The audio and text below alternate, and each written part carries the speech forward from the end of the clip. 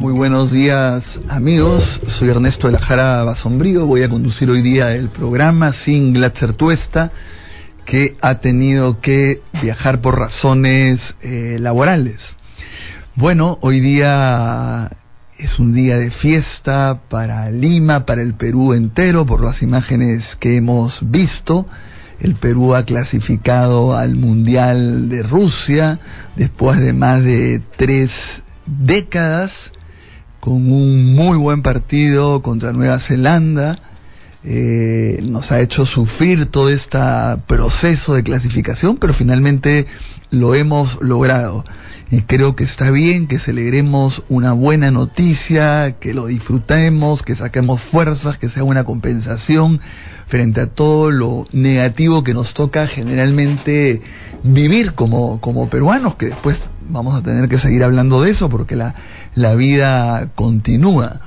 Pero realmente nos ha hecho pasar un momento muy alegre, muy feliz. Hasta ahora siguen las celebraciones y creo que durante muchas horas y días van a seguir. Ha sido un muy buen partido. Creo que se ha jugado en equipo, se han mejorado los errores que hubo en el partido pasado.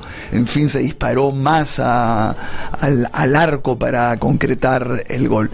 Bueno, sobre eso vamos a hablar también después con Fernando Tuesta, que aparte de elecciones sabe mucho de fútbol, ha sido dirigente del fútbol en el Perú. Vamos a seguir hablando sobre eso, pero quiero expresar como todos mi alegría. Realmente creo que es bueno que estemos todos contentos. Sabemos perfectamente que clasificarnos al Mundial de Rusia no soluciona los problemas del Perú. Sigue habiendo corrupción, siguen habiendo problemas políticos, sigue habiendo una fragmentación en el país. No todos somos igual de peruanos pero sin embargo creo que en este momento hay que celebrarlo.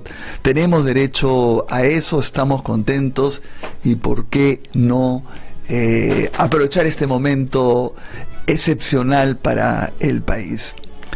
Ahora, como digo, lamentablemente la vida continúa, los problemas continúan y tenemos que seguir hablando de ellos porque además son absolutamente apremiantes. Lo que está ocurriendo es, yo decía, de pensar que nos estábamos cuidando de que el presidente Pedro Pablo Kuczynski no aprovechara el partido de fútbol, el triunfo, para indultar a Fujimori. Sin embargo, nos ha mandrugado los fujimoristas por el lado que han aprovechado justamente las celebraciones o las precelebraciones por estar seguro que íbamos a clasificar para golpear al fiscal de la nación, al Ministerio Público, ¿no? Como se sabe, lo que ha ocurrido el día de ayer es que la Subcomisión de Acusaciones Constitucionales ha declarado válida, procedente, la acusación constitucional que había formulado contra el fiscal de la nación. El congresista Salaver primero dijo a título personal y después la hizo suya toda la bancada de Fuerza Popular. Y después, con, creo yo, mi opinión, el oportunismo que la caracteriza, la ex procuradora, ex congresista fujimorista Jenny Vilca Toma dijo: no, ¿para qué vamos a quedarnos con una acusación constitucional? Vamos a poner una segunda acusación constitucional. Y yo evidentemente quiero quedarme ahí porque de verdad no es para broma lo que está ocurriendo. Efectivamente, es como que se viene, es un golpe de Estado anunciado, por esa y por otras razones que voy a explicar. Fíjense ustedes que estamos hablando del fiscal de la nación, que representa a la legalidad. Su principal función es defender la legalidad del Perú, representa, digamos, a la sociedad peruana. La Fiscalía de la Nación está definida en la propia Constitución como un órgano constitucional autónomo. Justamente a partir de 1980 se le diferenció de todo poder del Estado justamente para hacerlo autónomo. ¿Qué quiere decir esto? Que no pertenece y que debe actuar de manera absolutamente independiente del Poder Ejecutivo, del Poder Legislativo y también del Poder Judicial. Es autónomo, así lo dice la Constitución. Entonces no tiene el Congreso ningún derecho a meterse con lo que haga, ¿no es cierto?, la Fiscalía de la Nación. Pero además que no hay absolutamente nada, es que los fiscales, tanto la Nación como los fiscales supremos, si son destituidos, ¿a quién le corresponde? Al Consejo Nacional de la Magistratura, como fue el caso Ramos Heredia. Acá ni siquiera ha habido una investigación abierta, preliminar del Consejo Nacional de la Magistratura. Solamente ese ya es un indicio de la arbitrariedad que está cometiendo la mayoría del Congreso abrumadora fujimorista. Esta declaración de procedencia, de admisibilidad de esta acusación constitucional fue hecha en la, como he dicho, en la comisión, en la subcomisión de acusaciones constitucionales, donde el fujimorismo tiene una clara mayoría, creo que son 9 de 15, y solo los fujimoristas votaron a favor de esta medida. Ninguna de las otras fuerzas políticas han votado a favor de esta medida, pese a que están todas las fuerzas políticas representadas. Pero también miremos un poco quién es Pablo Sánchez.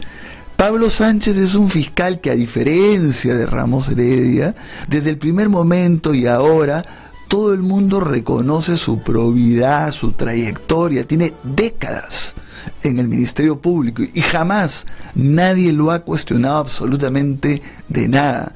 Más bien, todo el mundo ha dicho que se trata de un fiscal que combina una gran capacidad profesional con una honestidad impecable, que se le ha ganado esta fama, como digo, durante décadas de ejercer el Ministerio Público en todos los niveles. ¿No es cierto? No estamos hablando de un desconocido. Es una persona de carrera en el Ministerio Público y todo el mundo celebró cuando él llegó a ser fiscal de la Nación. Entonces, se están metiendo con el cargo, con la Fiscalía de Nación como órgano constitucional autónomo y con una persona que tiene pues credenciales que puede acreditar muy bien por encima de la mayoría de estos congresistas fujimoristas, que son improvisados, que más bien tienen una serie de acusaciones. Lo otro que quiero remarcar es, fíjense ustedes, la tontería que constituyen las acusaciones. No hay que ser pues un gran jurista, un gran abogado, haber estudiado derecho para darse cuenta lo absurdo que son las acusaciones. En el caso del congresista Salaverry de Fuerza Popular, lo que acusa a Pablo Sánchez es de una omisión. ¿Cuál es la omisión? No haber cumplido bien su función de fiscal de la Nación en la persecución de la corrupción. Es decir, se dice, ¿no es cierto?, que en la ley orgánica del Ministerio Público tiene como obligación el fiscal de la Nación ser titular de la acción penal, promover la persecución penal de delitos, entre ellos la corrupción. Por tanto, Salaverry y el resto de fujimoristas consideran que ha omitido porque no lo ha hecho bien, no lo ha hecho como ellos quieren.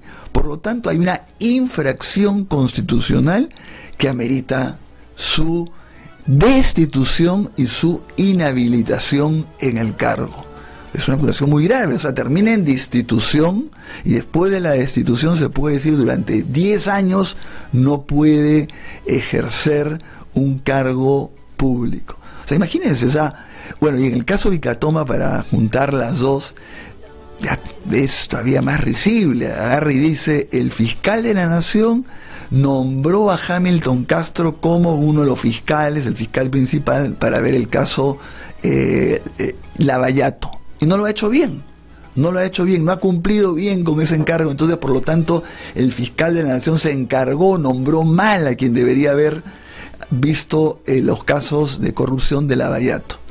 Fíjense ustedes, o sea, quiere decir que cualquier autoridad, ¿no es cierto?, el el Congreso de la República puede destituir, ¿no es cierto?, puede hacer una acusación constitucional contra el fiscal de la Nación, puede destituir a los miembros del Consejo Nacional de la Magistratura, puede destituir al defensor del pueblo. Entonces quiere decir que simplemente el Congreso evalúa que no está cumpliendo bien su trabajo, me parece que no está cumpliendo bien su trabajo, lo voy a destituir, le voy a hacer una acusación constitucional. Y si a una congresista se le ocurre que nombró mal, pues no nombró al que debería y no nombró al que quiere Jenny Vilcatoma, ¿no es cierto?, también lo hizo mal, acusación constitucional. O sea, realmente bastaría la mínima apreciación para que las más altas autoridades, que deben ser absolutamente autónomas, puedan ser destituidas. Pero evidentemente todos sabemos perfectamente cuáles son las razones, ¿no? O sea, y lo ha dicho, fíjense ustedes, el fiscal de la Nación en una entrevista que se le hizo en El Comercio. ¿Cuáles son las verdaderas razones? Que se ha continuado con la investigación de Joaquín Ramírez, ex secretario general de Fuerza Popular, el que ha financiado fundamentalmente la campaña de Keiko Fujimori en las últimas elecciones. Y acá no se debe decir se reabierto, se ha vuelto a abrir, no. Lo que pasa es que hubo un fiscal provincial de primera instancia que consideró que no debían continuar las investigaciones porque no tomó en cuenta un conjunto de elementos probatorios, de indicios de convicción, como si podían ser, por ejemplo, una serie de pericias sobre por qué y cómo esa persona que se desempeñaba como cobrador de un microbús de pronto acabó multimillonario. No hubo esas pericias contables por un conjunto de elementos formales. En cambio, eso se apela, como está previsto en la ley, y el fiscal superior dice, no, sí hay acá elementos probatorios, o sea, todo dentro del cauce de la ley. También está muy molesta la lideresa, como se le dice, Keiko Fujimori, porque también se le está investigando por haber recibido fondos de Odebrecht para su campaña bajo la ley de crimen organizado. Se le está investigando, todavía no hay ninguna decisión contundente, ni siquiera una formalización de una investigación que pueda conducir ya a la etapa judicial. Esas son pues las verdaderas razones. Entonces se quiere sacar a Pablo Sánchez, a su entorno, y además mandar un mensaje muy claro: quien se meta con nosotros, los fujimoristas, con nuestra lideresa, los vamos a sacar. Entonces, alíñense rápido, ubíquense. Ese es el mensaje que se quiere dar.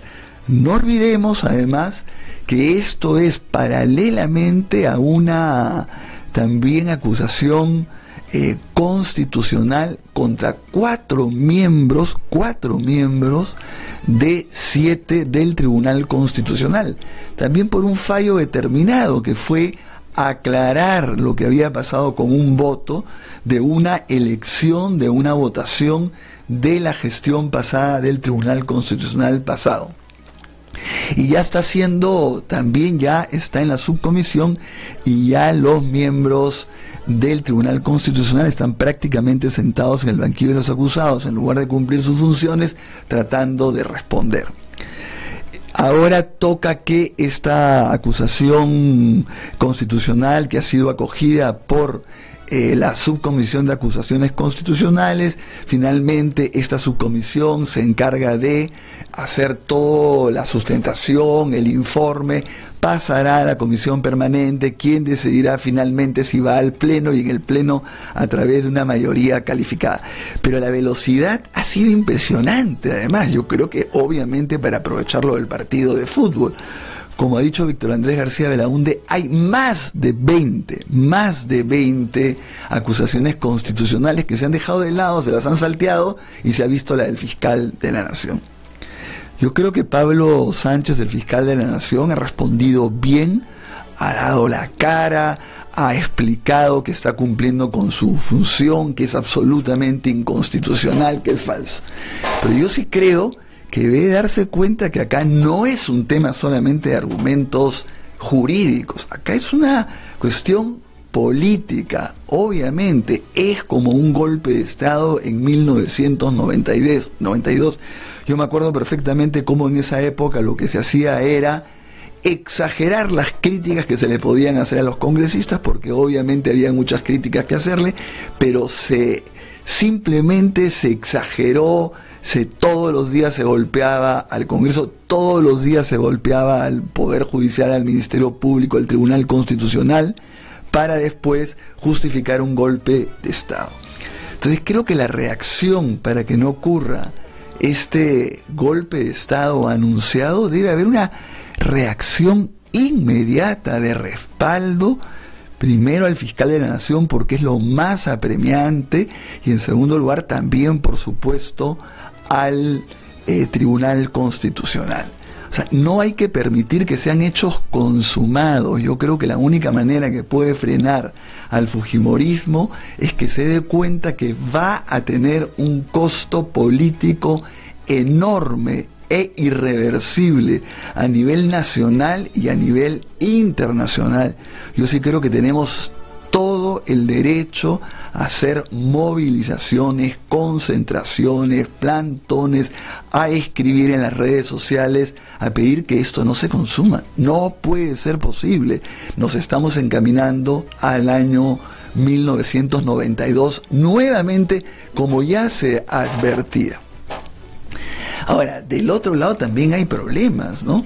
Como se sabe, hace unos días fue varios fiscales del Perú, algunos abogados de Keiko, a entrevistarse nuevamente con Odebrecht, Marcelo Odebrecht, el dueño, el principal, ¿no es cierto?, de esta empresa que se ha visto involucrada en un escándalo de corrupción, uno de los más grandes, creo, de la historia de la humanidad. No exagero, porque abarca varios continentes, presidentes de la República, autoridades, en fin.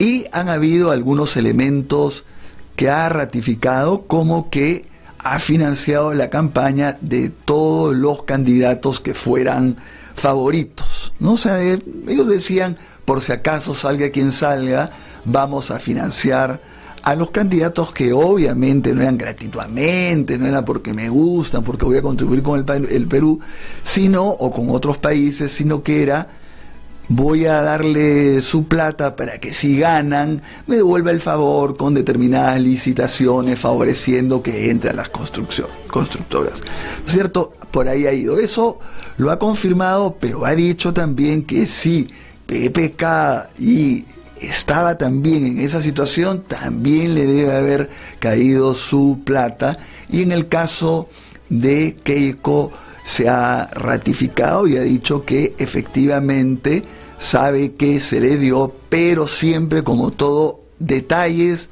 barata, ¿no? Ahora, también ha aclarado que los 500.000 más para Keiko son $500.000 y sobre una cantidad anterior. También ha dicho que Alan García es Alan García, AG es Alan García, no siempre, pero en determinadas circunstancias. Ahora, la gran sorpresa, y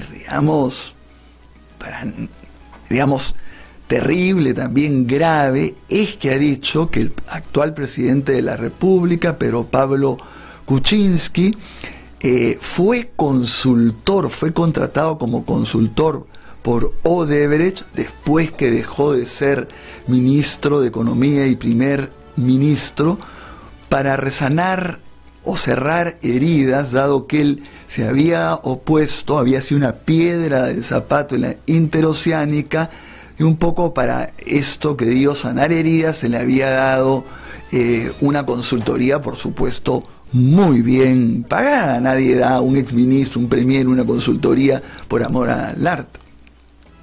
Ahora, frente a eso, hay que tomar en cuenta que ya PPK, en una serie de declaraciones, la última por escrito ante la Comisión de Lavallato, había dicho que él jamás había recibido plata, ni para su candidatura, ni como por servicios profesionales. Yo creo que inicialmente PPK lo que hizo fue la política del avestruz, que me pareció un grave error y es un tiempo que jugó en contra de él. Después sacó un tuit muy poco convincente porque simplemente se limitó a afirmar una cosa muy genérica, diciendo que hay que dejar que la justicia investigue, que es lo que siempre se dice cuando no se quiere responder bien a los hechos. Fue mejor ya cuando el día de ayer a las 3 de la tarde por lo menos dio un mensaje a la nación, que debió ser lo primero que correspondía, y en ese mensaje, claro, fue un poco más allá y utilizó incluso la terminología diciendo: no he hecho ninguna consultoría, no he recibido fondos ni en el 2011 ni en el 2016. Sin embargo, yo creo que debió explayarse más. La acusación no es poca. En segundo lugar, creo que faltó también afirmar categóricamente toda la cuestión de las empresas, porque puede ser que él no haya prestado directamente servicios profesionales como Pedro Pablo Kuczynski, pero sí a través de una empresa suya o de otra persona vinculada. Entonces debió también ir por ahí, ¿no es cierto? Creo que ahí también ha seguido dejando una ambigüedad.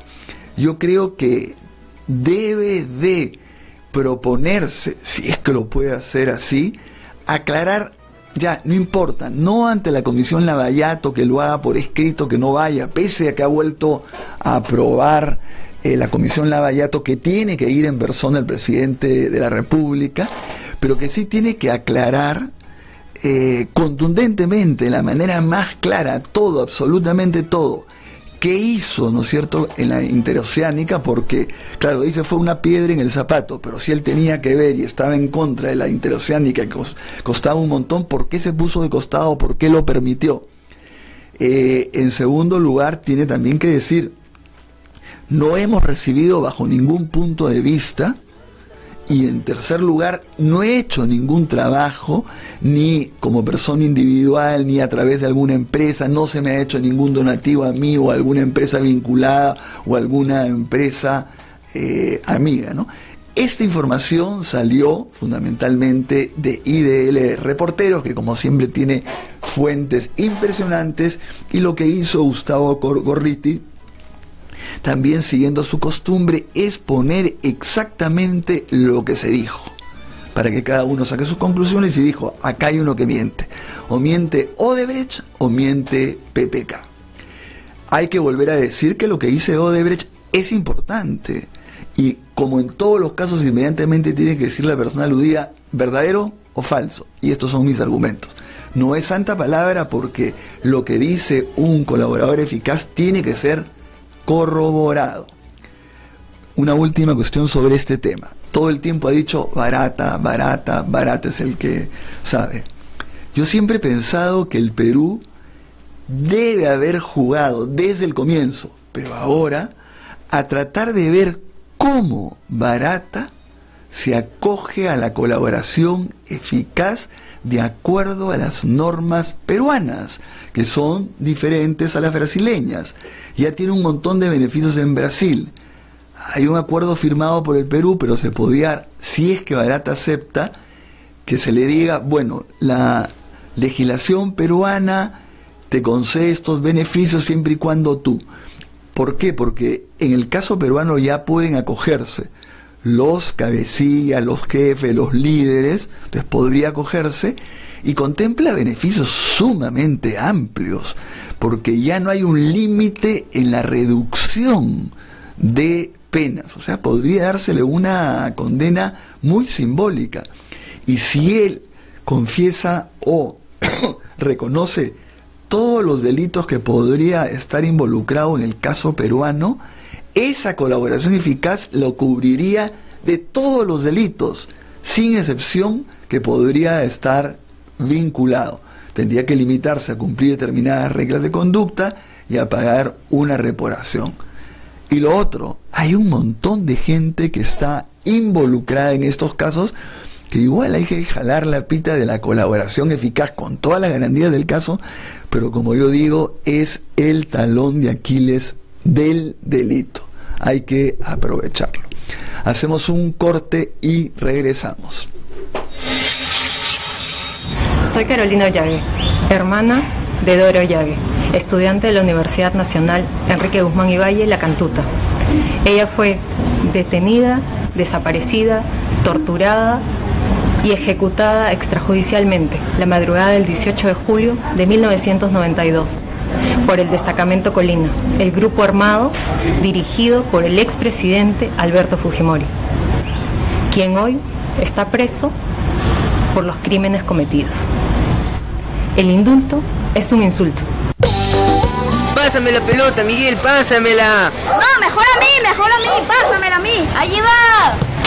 Uy, pucha, ahora mi mamá me va a castigar. Niños malcriados, miren lo que han hecho. ¿Qué pasó, muchachos? Mami, de casualidad rompimos la luna de la ventana de la señora Rosa. Ay, aquí hay muchas cosas que se pueden romper. Por eso siempre les decimos que tengan cuidado y no hay que jugar en esta área común con pelotas. Sí, mami, te prometemos no jugar fútbol acá. Ay, lo sé. Confío que no lo harán. Qué buena gente que es usted, señora. Mi mamá ya me hubiera pegado. Ganas de pegarles a mí no me faltan. ¿Y mi ventana? ¿Quién lo arreglará? Yo arreglaré su ventana, señora Rosa, y conversaré bien con ellos para que eso no vuelva a suceder. Pero no con violencia. Pues pegándoles o gritándoles a los niños no es la forma adecuada de enseñarles. ¿Usted cree? Mejor les hablamos, les decimos bien claro las reglas y les damos confianza. Discúlpenos, señora Rosa.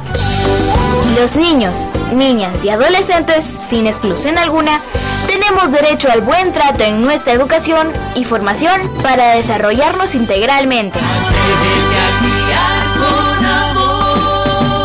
La ley número 30.403 prohíbe el uso del castigo físico y humillante contra los niños, niñas y adolescentes.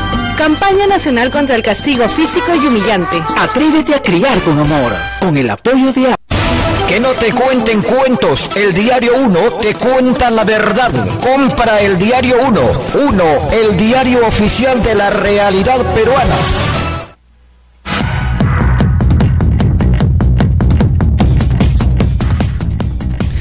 Bueno, seguimos estando en un día muy especial. Perú ha clasificado al Mundial 2-0. Todo el mundo sigue contento, feliz. Siguen las celebraciones en la calle y nosotros también acá estamos muy contentos. Pero como digo, tenemos que seguir con nuestra programación. Nos vamos a Huánuco con Yuri Valdivieso. Te escuchamos, Yuri.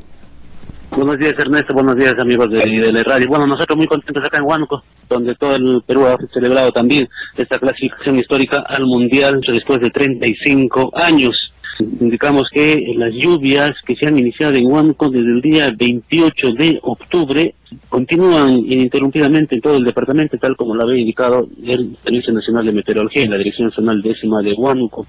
Los tres principales ríos que irrigan todo el departamento de Huánuco son el río Marañón, y su naciente que atraviesa 7 provincias, el río Pachitea y el río Huallaga, que ya comienzan a generar algunas dificultades, sobre todo en la zona de selva, donde el río Huallaga comienza a generar algunos inconvenientes con algunos pequeños desbordes que por el momento están controlados, como también el río Pachitea en la provincia de Puerto Inca.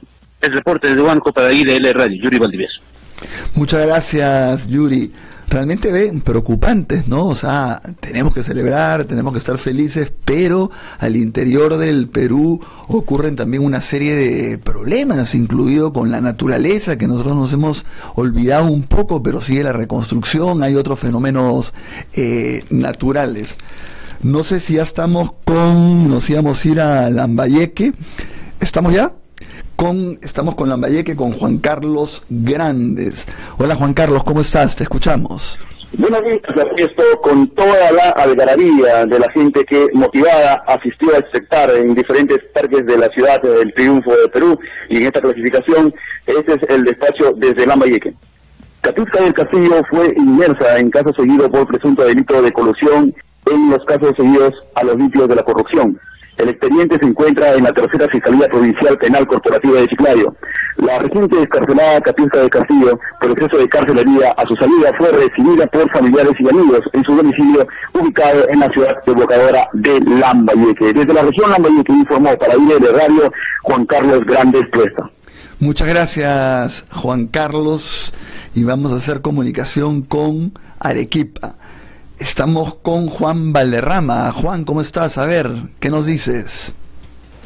Listo, muchísimas gracias, Néstor, desde nuestra blanca ciudad de Arequipa, con un sol esplendoroso y con una alegría por el triunfo de nuestra selección, y ya estamos en Rusia. El tercio estudiantil de la Universidad Nacional de San Agustín, la UNSA, denunció ayer en conferencia de prensa presuntas irregularidades en el centro preuniversitario de la PREUNSA, en el comedor, y falta de apoyo por terceras matrículas.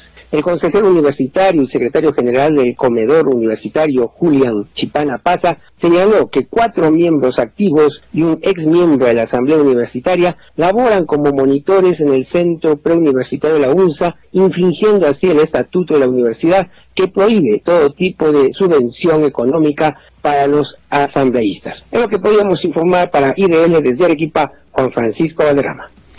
Gracias, Juan Francisco, por tu información.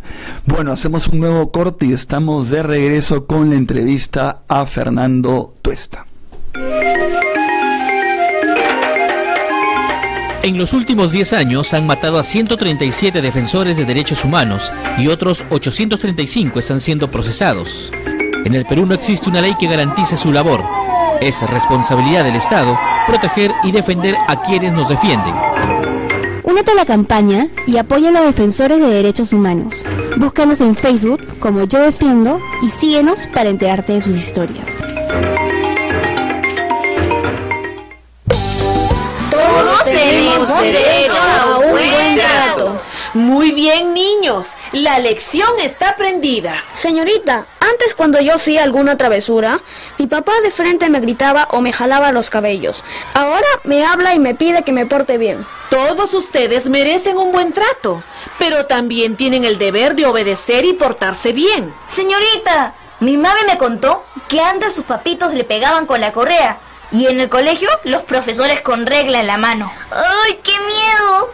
Uy, eso estaba muy mal. Seguro que los niños crecían tristes y con mucho miedo. Ahora todos sabemos que la educación debe venir con cariño y respeto, escuchando nuestras opiniones y explicándonos bien clarito lo que debemos o no debemos hacer. Y los papitos también lo saben. ¡Qué buena clase hemos tenido!, ¿no, chicos? ¡Sí! Promovamos entre los niños y niñas el ejercicio de sus derechos y de sus responsabilidades. Fortalezcamos su participación organizada y el disfrute del aprendizaje libre de violencia y en sana convivencia. Los niños, niñas y adolescentes, sin exclusión alguna, tenemos derecho al buen trato, un comportamiento respetuoso y fraterno entre maestros y alumnos. La ley número 30403 prohíbe el uso del castigo físico y humillante contra los niños, niñas y adolescentes. Campaña Nacional contra el Castigo Físico y Humillante. Atrévete a criar con amor, con el apoyo de ASDI. Que no te cuenten cuentos, el Diario 1 te cuenta la verdad. Compra el Diario 1, el diario oficial de la realidad peruana. RBC 104.7. La otra forma de vivir.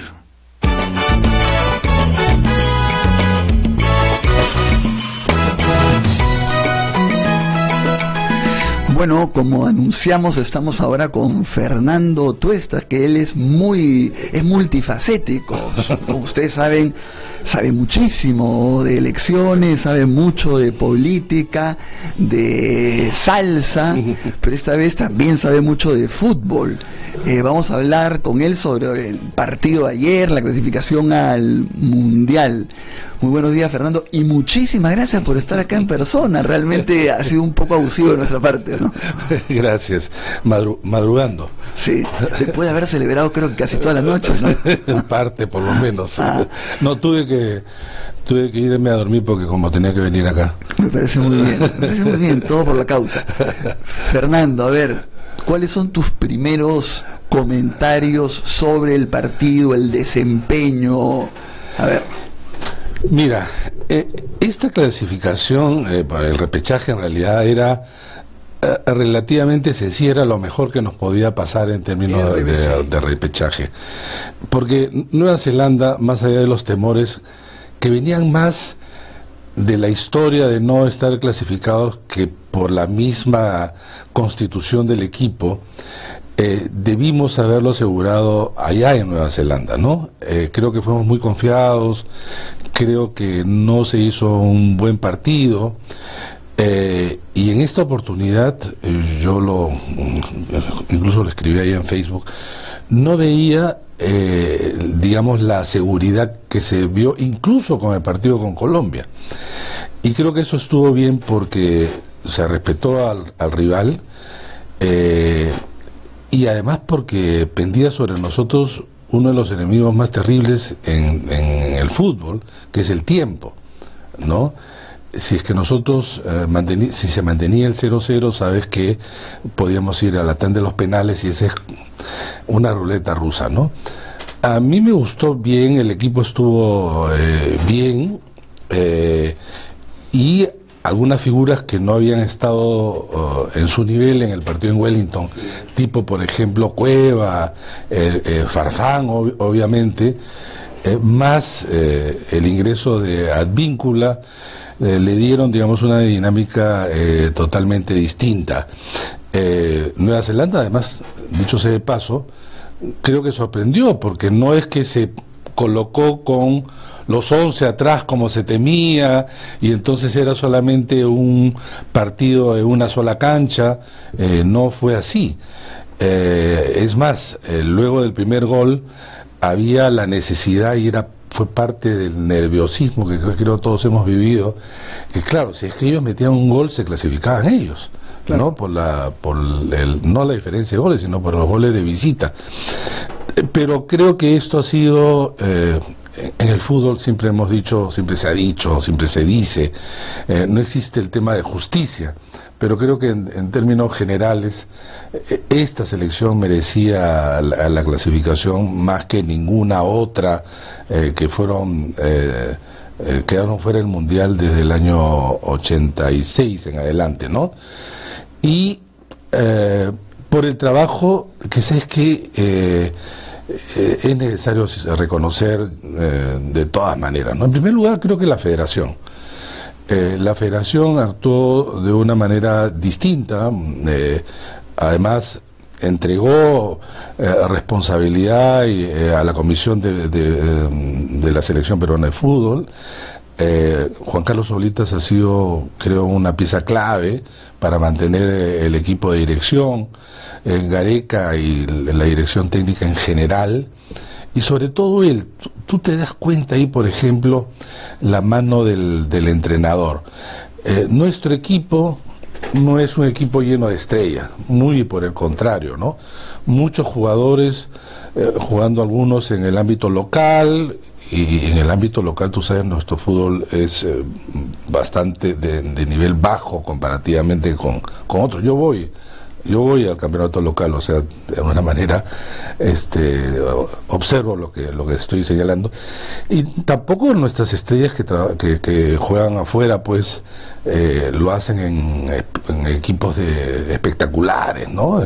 Tú ves donde juega Yotun, donde juega Oreja Flores, no son grandes equipos. Sin embargo, y este es justamente el trabajo del entrenador, haber hecho un equipo, cosa que por ejemplo no ha conseguido Argentina, lleno de estrellas. Cualquier estrella argentina pues cuesta más que todo el equipo peruano, ¿no? Y esa es la diferencia. Han tenido 3 entrenadores, ¿no? Gareca ha hecho un extraordinario trabajo, y de verdad mucha gente, muchos jugadores estuvieron no en el mejor nivel, estuvieron en un nivel superlativo en relación a su propio desempeño, ¿no? Mira, el caso de Ramos, que mete el gol, juega ahora en el Emelec. Era un jugador que muchos incluso criticaban su propia convocatoria en algunos momentos y se convirtió en el back centro junto con Rodríguez, que ha sido una defensa, digamos, en general sólida. Ya nos hizo extrañar a un Zambrano, que es un gran jugador, pero indisciplinado, ¿no? Un jugador que no ha tenido la continuidad que pudiera haber tenido un jugador mucho más profesional, que han sido la gran parte de los que están en esta plantilla, ¿no? Y me da mucho gusto el caso de Farfán, porque algunos incluso también veían con reserva su propia convocatoria. Él es un gran jugador, aliancista, por cierto. Ese es el único defecto de Fernando. Mentira. Nosotros queremos sacar. Además Ramos, alianza, porque si no perdemos al Lauda. Además Ramos también ha vestido la blanquiazul de los 2 goles que tenemos ahí. Oye, Fernando, y a mí solamente antes de pasar a otros temas, me dio un poco de miedo cuando no es que se fallara, sino no entró el gol, cuando se pateó al travesaño. Yo dije, se va a poder repetir de repente lo mismo, ¿no es cierto? Pero el tiro de Advíncula. Sí, ¿no? Que fue también impresionante, ¿no? Pero ¿sabes qué, Ernesto? Más allá del fútbol, lo que provoca el fútbol, ¿no? A lo largo de mi vida, y seguramente tú también lo has sentido así, siempre pues la polémica y la discusión ha sido ¿cómo es posible este nivel de desborde que tiene la gente, olvidándose casi de la realidad, el contexto, como además si hubiéramos sido campeones del mundo, decían otros, te digo, frases a lo largo de los años, ¿no? Y yo le comentaba a mis alumnos, que dicho sea paso, nunca habían visto una clasificación, a mis hijos, aquello de el día que se nos clasifiquemos, van a ver ustedes una explosión de alegría que nunca han podido ver ustedes. Y es lo que ha ocurrido ayer. Bueno, viniendo acá a la radio todavía quedan sí, yo también. todavía quedan parte de los que siguen celebrando como si fuera Año Nuevo, ¿no? Sí. Este es más que Año Nuevo, ¿no? Pero esto de verdad que le hace bien al país, ¿sabes? Creo que ayuda también a una autoestima muy venida menos en términos nacionales. Pero quedémonos un ratito ahí, porque efectivamente yo también noto como que se divide en dos, ¿no? O sea, la gente agarra y dice, mira, ¿qué importa lo que esté pasando, lo que está ocurriendo? Ya volveremos al tema, pero hay que celebrar. Hay que celebrar, ¿no? Hay que celebrar. En cambio otros, ¿qué es esto? ¿Qué artificial? Mira, ¿cómo no actuamos de esa manera cuando estamos con problemas y ahora sí, que es un partido de fútbol? O sea, yo te ubico y creo que yo también hay que celebrar, ¿no? No, hay que celebrar. ¿Y sabes qué? Es que dice, ¿y por qué no estamos unidos para otras causas? No, en ninguna parte del mundo ocurre cosas parecidas, es decir, ese nivel de exigencia. El fútbol tiene, digamos, esa capacidad de convocatoria nacional que no lo tiene ningún deporte en el mundo. Claro, hay países en donde el fútbol no es el primer deporte, pero a nivel global es el deporte de multitudes, ¿no? Que crea estas pasiones. Por eso en Estados Unidos no podían entender cómo podías tú estar entusiasta y tener tanta alegría ganar 1-0, ¿no? O sea, porque ahí el deporte, el básquet, el béisbol, son con puntajes pues altos, ¿no? No solamente competitivos, sino con puntajes en general altos. A lo que voy es que el fútbol sí congrega esto que ciertamente sería bueno que se extienda a otros ámbitos. Bueno, la gastronomía creo que es lo otro que nos ha acompañado ante la ausencia de triunfos futbolísticos, ¿no? Claro. Pero creo que sí es importante ahora que la política esté metida en medio del fútbol en todas partes. O sea, tú ves en los campeonatos internacionales importantes los gobernantes. ¿Por qué van al estadio? No solamente porque por ahí les puede gustar el fútbol, sino porque necesitan que la gente sienta que su gobernante es sensible a este deporte que a ellos lo llena de entusiasmo, pasión, esperanza tremenda, ¿no? Y en el caso nuestro, creo que aquello de 36 años, bueno, no hay, claro, no hay mal que dure 36 años ni selección que lo soporte, ¿no? Entonces, parecía imposible, realmente. Ponte tú, yo que hemos visto clasificar 3 veces a Perú, y yo se lo decía siempre a mis alumnos, y con bastante escepticismo, de verdad, cuando empezó la eliminatoria, que empezamos mal, empezamos el año octavo, realmente parecía imposible. Siempre hemos mirado, creo, esto, y diciéndoselo a los chicos, muy difícil, la próxima vez se ha avanzado un poco. Me parecía broma porque se decía, bueno, ya estadísticamente se mueve todo el resultado, yo no llegaba a entender. Matemáticamente fue la palabra, ¿no? Fernando, y además como conversamos con los mundiales, también se aprendió a salir a la calle a celebrar. Una idea tuya que tú me decías muy interesante, ¿no? Mira, nosotros hemos visto clasificar a Perú en el año 70, y quizás para los oyentes, muchos de ellos bastante menores, recordarles que el año 69 Perú iba a Argentina para tentar un empate y clasificarse por primera vez al Mundial, ¿no? A la famosa Bombonera que empatamos con los goles de Cachito, etcétera. Y hago este recuerdo porque hacía el paralelo, porque Perú no iba al Mundial desde 1930, es decir, se iba a romper una racha de 39 años, 40 años de no ir a un mundial. No sabíamos qué era ir a un mundial, ¿no es cierto? Igual que los chicos ahora no saben lo que era una clasificación. Claro. Y cuando eso ocurrió, y quizás las diferencias son interesantes porque ya forman parte de la historia, en esa época, televisor en blanco y negro, televisor sin control remoto, claro. Televisor que además la emisión de aquel partido, no sé si tú lo recuerdas, fue el primer partido emitido de manera directa, porque fue la llamada vía satélite, se decía, con la central de Lurín. ¿Recuerdas la parabólica inmensa que había en Lurín? Es decir, vimos el partido de la clasificación por primera vez, un partido en directo. Esto que ahora pues es común, eso fue la primera vez en la historia de la televisión peruana. Fue un domingo, no, fue un feriado, porque fue de Santa Rosa, que le empatamos, fue de día. Entonces, cuando terminó el partido, fue pues un desborde, la gente salía a las calles y no es que tenía una orientación, no es que ya tenía una práctica, no es que sabía a dónde ir, sino salió a las calles, desbordó las calles, la gente hacía fiestas, bailaba. Yo me acuerdo, yo estaba todavía obviamente en el colegio, fueron mis primeros tragos, dicho no sé de paso, en aquella época, y bastantes, ¿eh? Y el festejo de día, de repente yo vivía relativamente cerca de la avenida Arequipa, y la gente también, claro, además en aquel momento la avenida Arequipa era pues de las avenidas principales, ¿no?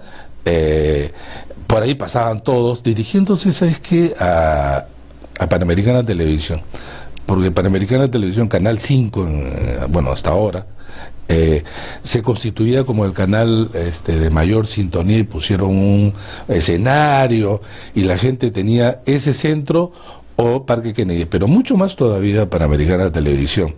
Y me acuerdo que la gente se desbordaba por todos lados. Estando en la avenida Arequipa con mis amigos de barrio, de repente viendo pasar a la gente con sus banderas, etcétera, percibí el auto de mi familia, que dicho sea de paso no gustaban tanto del fútbol, incluido mi mamá, que jamás veía el fútbol, y la veías ahí gritando en medio, en ese auto donde yo debía estar, y estaba mi familia, y como ellos, mucha gente del barrio que nunca habían estado interesados en el fútbol, no como ahora.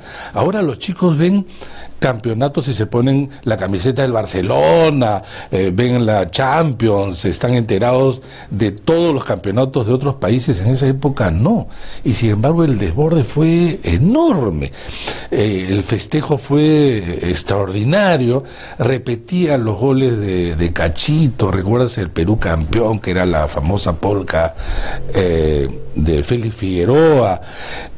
Y de allí vino una seguidilla de clasificaciones. Si bien es cierto, el 74 nos elimina Chile, el 75 somos campeones sudamericanos de fútbol, y luego el 78 vamos al Mundial de Argentina, y el 82 al Mundial de España, donde ya los festejos parecían parte de nuestra vida, de la normalidad del fútbol. Era posible ir a los mundiales, ¿no? Ya era, al contrario, sino una obligación.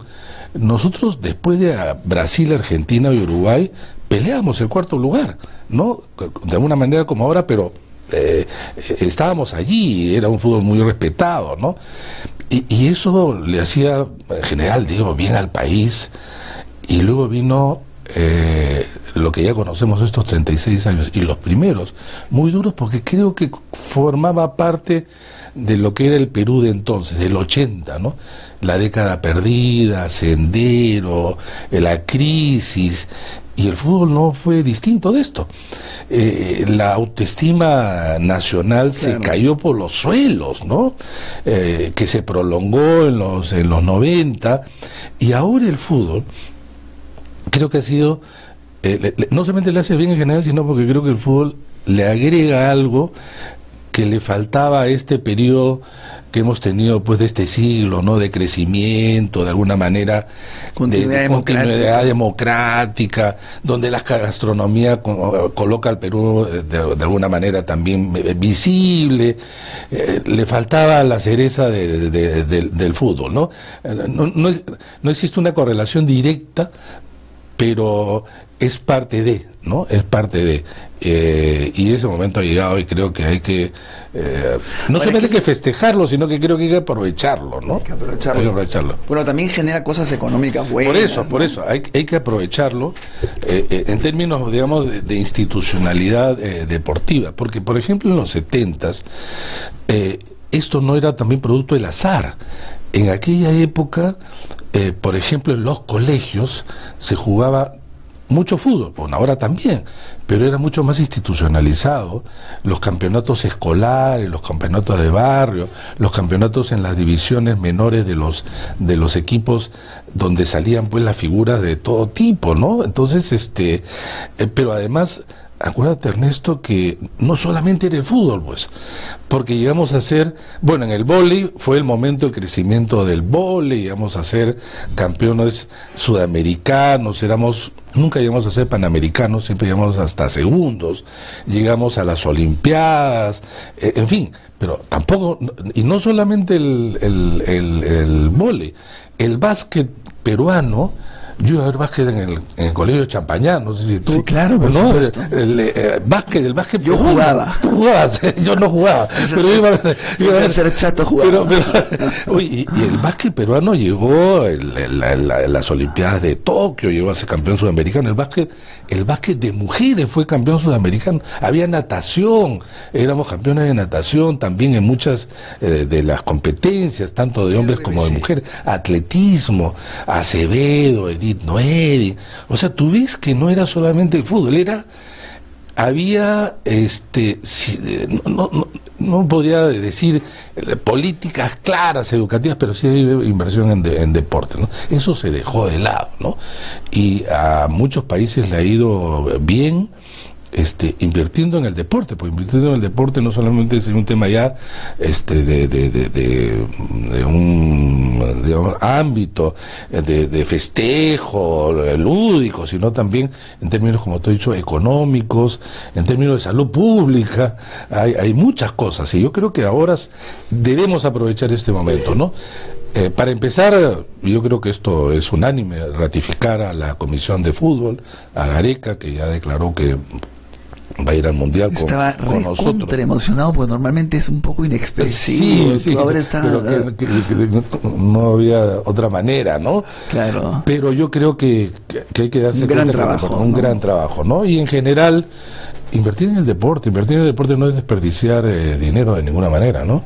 Pero, Fernando, siempre nos gusta sacar la receta. A ver, si tú dijeras, ¿qué puntos han marcado la diferencia con otras oportunidades y que hay que aprovechar en el tiempo para el Mundial? ¿Qué cosa hay que afirmar fuerte? Sí. Eso, yo creo que hay que darle continuidad para empezar a quienes han estado a cargo de la selección. Lo han hecho de manera muy profesional. Pero luego es necesario mejorar este campeonato nuestro. ¿De dónde salen los jugadores? Obviamente de los equipos. Nuestros equipos, y digo ya más nuestros en el caso de Alianza, por ejemplo, de la U, el Boys, entiendo que no sé si está ahora en Cinciano, clubes intervenidos por administradoras a partir de una ley, por las deudas que se tiene. Hemos sido tremendamente irresponsables, son deudas impagables, y entonces lo que has hecho es dejar por mucho tiempo en manos de dirigentes que han destrozado el fútbol peruano, que vivía antes, cuando yo era chico, recuerdo iba al estadio, habían estos, no digamos mecenas, pero gente que daba dinero a los clubes. Se pasó al revés, a gente que sacaba dinero de los clubes, vivía de los clubes, vivía de ser dirigente, ¿no? Uno de ellos, Pocho Alarcón, que ha sido presidente de mi club, encarcelado dentro del grupo de la mafia de Orellana. ¿Cuánto daño no le ha hecho a la U del Gordo González? Bueno, ahora veíamos a Burga en este bueno, contexto. Burga en el caso... Burga, claro, de alguna manera, no, pero de alguna manera representó esa dirigencia que no debe regresar, no debe regresar. Tenemos que profesionalizar en los buenos términos e institucionalizarlos. Yo soy socio de Alianza, hoy día estamos relegados, no tenemos ninguna posibilidad. Estas administradoras que se encargan justamente de gestionar el club bajo la idea de que tienen que pagar la deuda, pero tenemos que ir a una reestructuración total, ¿no? Estas dos instituciones que hay en el fútbol, que hay en pocos países, por un lado la federación, por otro lado la asociación, cada año es un distinto tipo de campeonato, con decisiones en muchos casos cuestionables. Se ha avanzado también un poco, porque gracias a esta federación actual, y la gente que está mirando ya las elecciones de manera mucho más profesional, con norte, creo que se debe extender en general a los equipos, ¿no? Tú ves equipos de fútbol que están jugando en primera que son realmente pobres, ¿no? Realmente pobres. Nuestra segunda división está siendo acusada por temas de corrupción, ¿no? Sí, temas de corrupción. O sea, tú no puedes, ¿cómo vas a sostener, cómo vas a dar una continuidad a una selección si quienes lo nutren, que deben ser los equipos de fútbol, los colegios, de alguna manera, los barrios, no los organizas y le das continuidad y apoyo también, ¿no? Ahora, es cierto que hay que tener cuidado, porque yo comentaba al inicio, se decía, incluso uno de mis hijos me preguntó: papá, ¿qué prefieres? ¿Que gane la selección o que se indulte a Fujimori? Dije, por favor, quiero que gane la selección y que no se indulte a Fujimori porque no corresponde. Pero ahora increíblemente ha sido al revés. O sea, es decir, nos han madrugado los fujimoristas y han aprobado la acusación constitucional en la subcomisión. Sí. Eso también es peligroso. O sea, nos han, digamos, todavía no diría un gol, pero nos han puesto en la cancha algo, ¿no? Tú sabes que me llama por teléfono hace 2 días una persona me llamaba para intermediar con un periodista japonés que lo habían mandado porque le habían dicho que si ganaba Perú al día siguiente indultaban a Fujimori. Parte de los mitos urbanos, no lo hacen. ¿Quién ha creído que se indulta de un día a otro? Eso sin conocimiento, sin un procedimiento previo, por más que lo achiquen, que por más que violen todas las normas, eso no era posible, ¿no? Pero era parte de la... Tú eres de los que crees eso, que se puede hacer en 24 horas. Yo no estaba muy seguro, ¿no? Hay un procedimiento, por más que quieras violarlo. Totalmente de acuerdo. Y eso no te dura mediodía, ¿no? O sea, y la euforia se termina hoy, digamos, ¿no? Los rezagos ya se reducen a quienes les interesa más el fútbol, pero vamos a regresar a la realidad sino mañana, ¿no? De alguna manera, ¿no? Sí. Pero para no dejar un poquito de hablar de política, ¿cuál es tu evaluación de lo que está pasando ahora en relación al fiscal de la Nación, del Tribunal Constitucional? ¿Por dónde ves el asunto? Mira, a ver, es bien complicado porque en realidad se trata de una serie de eventos que se cruzan en medio se juxtaponen una serie de eventos, ¿no? En primer lugar, algo pues que ha sido una bomba y que ha tocado a todos, que es el tema, sabemos, de Lavallato, de Brecht, ¿no? Entonces las esquirlas han ido a todos los partidos, a todos los líderes, ¿no? En medio de eso, un gobierno débil, una mayoría opositora fuerte, digamos, ¿no? Y en medio de ello,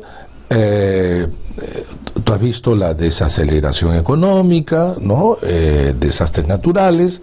Pongo, digamos, esto como capas, claro, que luego se van a ir relacionando de acuerdo a cómo se ha ido actuando. Cuando se dijo, por ejemplo, y algunos pensaban así, es necesario un acercamiento entre ejecutivo y legislativo, porque eso va a dar tranquilidad y de alguna manera gobernabilidad al país. Se decía, bueno, ¿cómo? Porque conversan el Premier, conversa en ese momento Luz Salgado, y la cosa no para, ¿no? Entonces debe ser la reunión del presidente con la lideresa de la oposición, en este caso Keiko Fujimori. Se dieron estos encuentros, tampoco pasó nada, más allá de pocos días de relajamiento. Dijeron entonces un nuevo gabinete, producto, ya sabemos, de no haberle dado la confianza a Fernando Zavala, y con una Mercedes Arauz que tenía las condiciones, por haber sido además congresista, o por ser congresista, de tender puentes, y uno dice, bueno, esto también le va a dar más aire al gobierno, y no pasaron ni 2 semanas, y estamos en una situación, por el contrario, mucho más complicado que todas las anteriores. Guerra, ¿no? Guerra. Y claro, los elementos, repito, están cruzados, porque por un lado, yo sí creo que el fujimorismo, hasta un momento sentado en la tribuna y señalando, los otros están comprometidos con Odebrecht y la corrupción, resulta que también ahora les llega, ¿no? Y este llegar viene pues por 2 canales, ¿no? Por el lado propiamente de la investigación sobre el financiamiento de la campaña de Keiko Fujimori, y por el lado de Joaquín Ramírez, que ha sido pues hombre de extrema confianza, ex secretario general, pero hombre que también ha colaborado con la campaña de Keiko Fujimori, digamos, el principal financista. Y entonces ya la cosa se torna complicada por la propia sobrevivencia de ellos, de Fuerza Popular me refiero, en términos también de imagen de cara al 2021. Y allí han desatado la fuerza que tenían, ¿no? El temor del desafuero de los 4 miembros del Tribunal Constitucional. Lo que se ha hecho con el fiscal de la Nación es tremendo, incluso mayor todavía, lo digo no porque el otro no fuera importante, sino porque es más confuso, incluso interpretativamente para algunos, incluso para la opinión pública, es bien difícil de poder tener una opinión mucho más lograda que en relación al fiscal de la Nación, ¿no? Y el propio la propia pechada que le dan al presidente de la República, las acusaciones contra el ministro Carlos Basombrío, en fin, constituyen un escenario que tú no lo veías hace unas 3 semanas, luego de la intervención la de Mercedes Araoz ante el Congreso, donde tú decías, le va a dar unas digamos semanas que se va a alargar probablemente hasta fin de año. Acá recuerdo en una entrevista que tuvimos, así lo dijimos, le da tranquilidad, y ya si es este fin de año más el verano, el gobierno va a tener 6 meses, ¿no? Y sin embargo, al lado de estas cosas que hemos dicho, se le han caído cosas al gobierno que eran importantes. El tema, bueno, la renuncia de la Flor ha sido pues un golpe no solamente a la reconstrucción en general, sino en términos al que se le aúna la salida del presidente o ejecutivo del INEI, como el fracaso también de la tecnocracia, ¿no? De alguna manera, ¿no? Y donde se apostaba mucho y donde se perdió también mucho. Y entonces... Última pregunta, Fernando. A ver, ¿qué tan en riesgo crees tú que está la democracia? ¿No? Porque han salido muchas voces, editoriales de La República, El Comercio también ha sacado editoriales furibundos contra lo que está ocurriendo. Bueno, contra los medios de comunicación. Los medios de comunicación, es que sabes que hay una... No, yo sí creo que hay un peligro, ¿no? Yo no digo que es inminente, pero sí hay un peligro.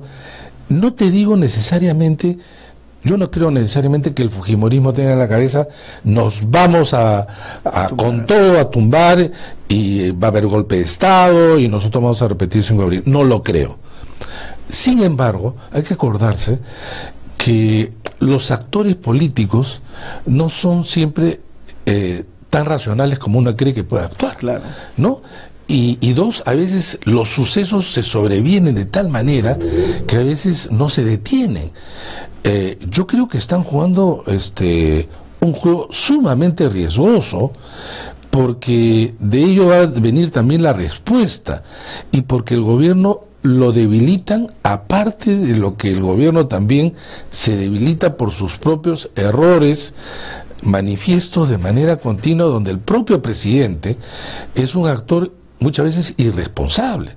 Sobre el tema del indulto, o sea, quien ha zarandeado tema ha sido él, ¿no? Entonces, yo creo que hay que decir, sí, la democracia está en riesgo si es que los actores políticos siguen siendo irresponsables.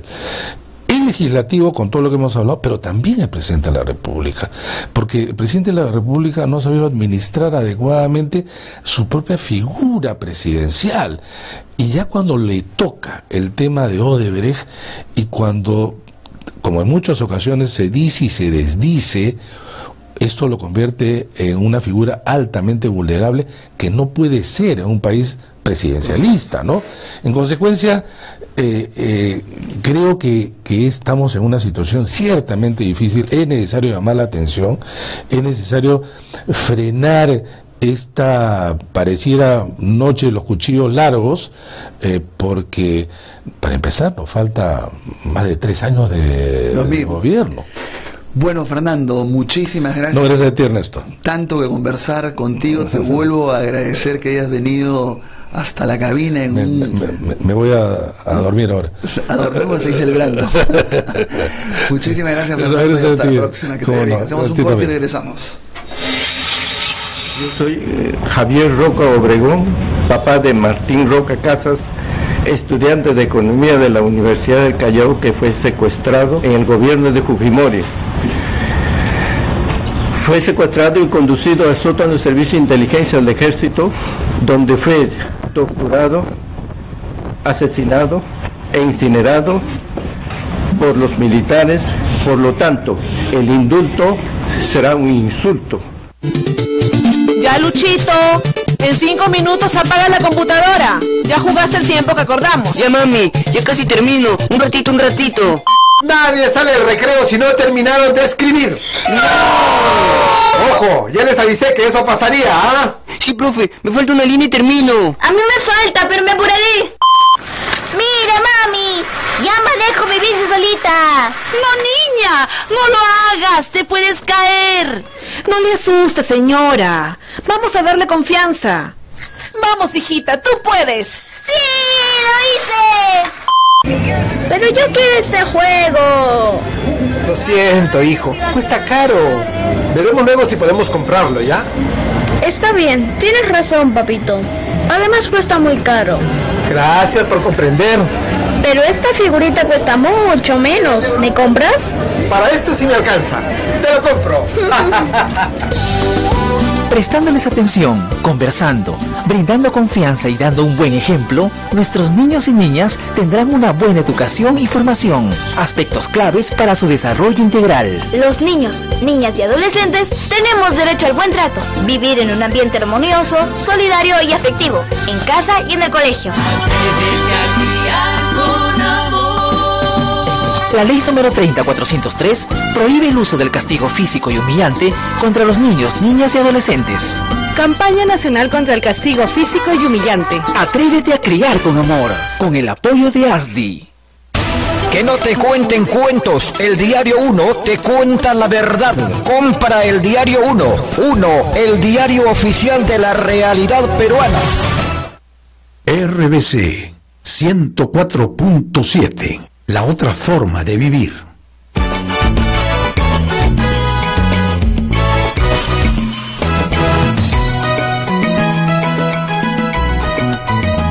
Bueno, después de haber conversado con Fernando Tuesta sobre elecciones, hemos logrado que por un día no hable, sobre fútbol hemos logrado al revés. Fíjense ustedes, hemos logrado que un día no hable de elecciones, sino sobre fútbol y algo de política. Bueno, estamos ahora también con una entrevista sumamente interesante con Francisco Sagasti.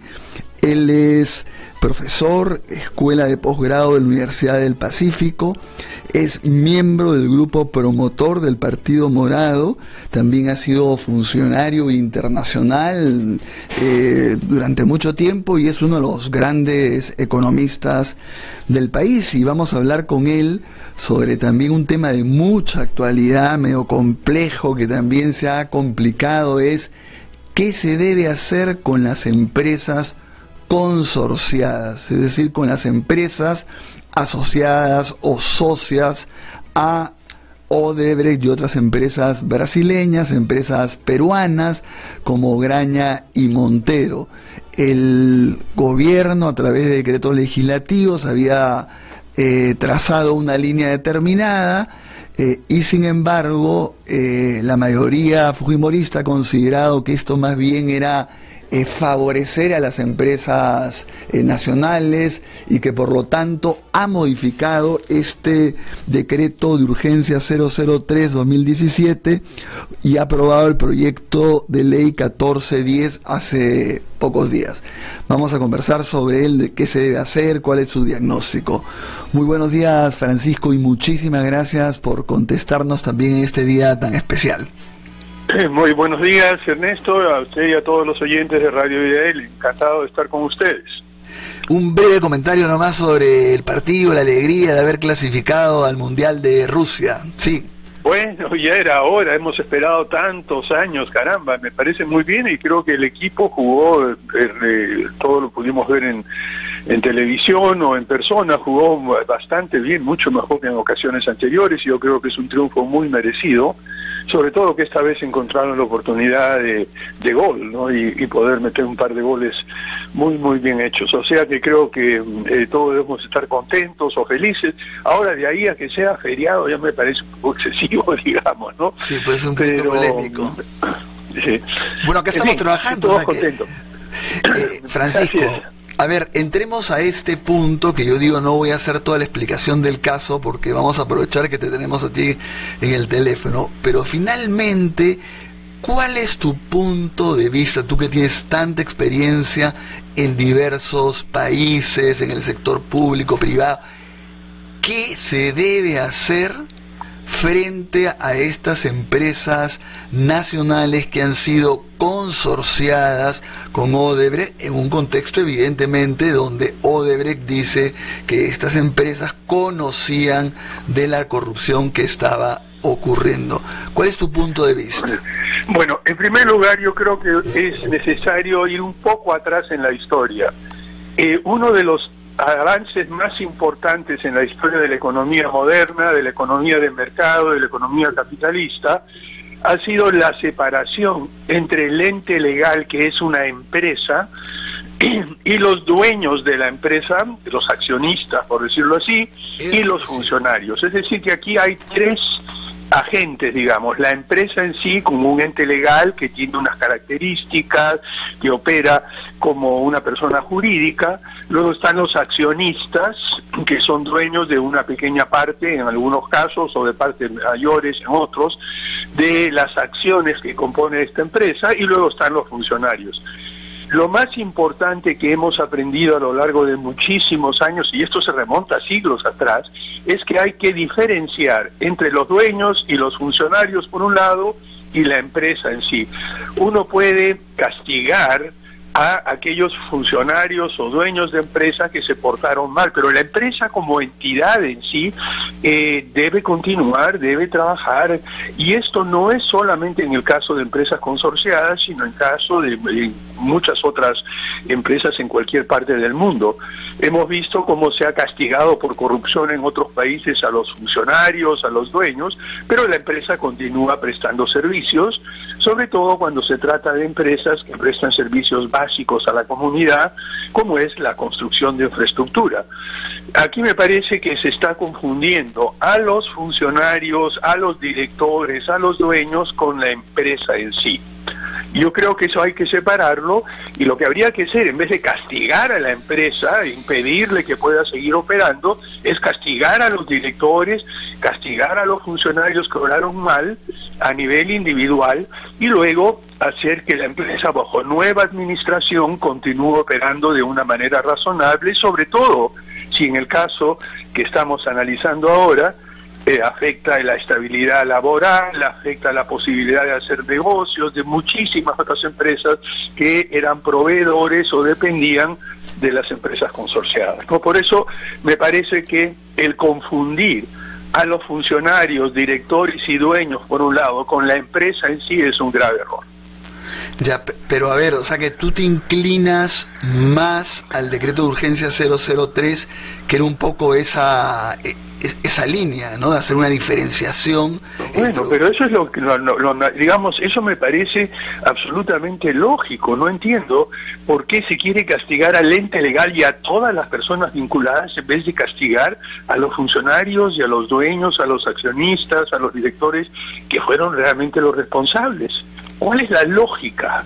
Eso es lo que no entiendo todavía, Ernesto. A ver, yo te digo, poniéndome del otro lado, dice, ¿cómo es posible que sepamos que Graña y Montero u otra empresa ha participado de todas las coimas y después vamos a leer Graña y Montero construye? ¿Y a quién se le va a dar la obra de la reconstrucción? A Graña y Montero. Y a la vez, es el otro argumento, se dice, bueno, si ha estado pues metido el presidente, el directorio, es absolutamente que la mayoría, que toda la empresa estaba metida. Ese es el argumento, por ejemplo, que han invocado Fuerza Popular para modificar el decreto de urgencia 003. Bueno, mira, yo lo creo muy improbable, ¿no? Yo he visto muchísimas empresas en el Perú y en el extranjero, y una empresa que tiene varios cientos o miles de trabajadores. Nosotros no podemos suponer que un operario que está trabajando en construcción o en instalación de redes eléctricas, según conoce todos los detalles de estas operaciones, además que se manejan a un nivel mucho más reservado y mucho más alto. Así que tratar de castigar a los cientos y miles de personas por las malas acciones de un grupo de funcionarios de alto nivel me parece un despropósito, ¿no? Realmente no entiendo la lógica de este tipo. Ahora bien, las empresas están bajo nueva administración y eso lo hemos visto en diferentes lugares. Por ejemplo, cuando vino ese tremendo escándalo de Exxon en Estados Unidos, que fue una cosa realmente terrible, con cientos de millones de dólares, ¿acaso cerraron a Exxon o le impidieron operar? No, lo que hicieron fue castigar y meter presos a los dirigentes, a las personas que estaban a cargo de la empresa. Y esto es elemental. Si queremos una economía que funcione, uno de los principios básicos es separar a los responsables directos del ente legal. La empresa en sí es una sociedad anónima, es una persona jurídica que como empresa no tiene una responsabilidad directa que sí la tienen los funcionarios y sus directores, ¿no? Ahora, ¿por qué en el decreto supremo 003 agarra y se dice las restricciones van a ser para las empresas extranjeras, en cambio para las empresas nacionales solamente a partir de que tengan un 10% de acciones? ¿Por qué con ese criterio también no se permite, por ejemplo, que Odebrecht sanee su situación legal y también pueda operar en el Perú? Francamente yo no entiendo por qué no. Realmente aquí me parece yo no veo. Mira, además hemos visto recientemente las declaraciones de la nueva persona a cargo de la empresa Odebrecht, que es un funcionario americano con muchísima experiencia y ha trabajado anteriormente en empresas que han sido involucradas en actos de corrupción y las ha limpiado totalmente por dentro, las ha vuelto transparentes, etcétera. Entonces, realmente esa diferenciación entre empresas extranjeras y empresas nacionales me parece un poquito forzada, ¿no? Y eso que el 10% tampoco es forzar. En nuestro país estamos acostumbrados a tratar de reglamentar al detalle cosas que no tienen por qué reglamentarse, que bastan un poco de sentido común y de personas probas dirigiéndolas para resolver los problemas. Claro, porque en realidad el nuevo proyecto baja de 10 a 5%, pero Francisco, una pregunta, pero a ver, tendría que reconocer responsabilidad, sanear totalmente, sancionar a los funcionarios corruptos, digamos que demostrar que las licitaciones o hacer nuevos contratos, por ahí debe ir el asunto. Por supuesto, tiene que dar, y no tampoco se trata de pasarlos por agua tibia, tiene que haber una serie de criterios muy claros y muy estrictos con respecto al comportamiento, porque ya hay antecedentes de malos comportamientos, entonces uno se preocupa por asegurarse de que el comportamiento que van a tener los nuevos directivos de la empresa y la empresa saneada sea totalmente transparente, claro. Pero mira, hay una cosa un poco más preocupante para mí y un poco también desconcertante, diré yo. Cuando uno mira este deseo de castigar a la empresa Graña y Montero directamente, cuando uno mira que se ha dicho claramente por parte de Fuerza Popular de que se acusa al fiscal de proteger a esta empresa, yo me hago una pregunta. Por ejemplo, en el directorio de Graña y Montero, que es el holding de las empresas, había directores internos y directores externos que son los responsables. El señor José Klimper Ackerman ha sido director externo independiente del grupo Graña y Montero desde el marzo de 2006 hasta diciembre de 2015. El señor Klimper, sí. Y sí, aquí está en la memoria de 2015 de Graña y Montero. No solo eso, sino el señor Klimper, además, durante el año 2015, porque desgraciadamente no hemos tenido acceso a las otras memorias, fue presidente del Comité de Auditoría y Procesos. Y fue también presidente del Comité de Gestión Humana y Responsabilidad Social. A ver, Francisco, porque esa es una información realmente novedosa, no la he visto.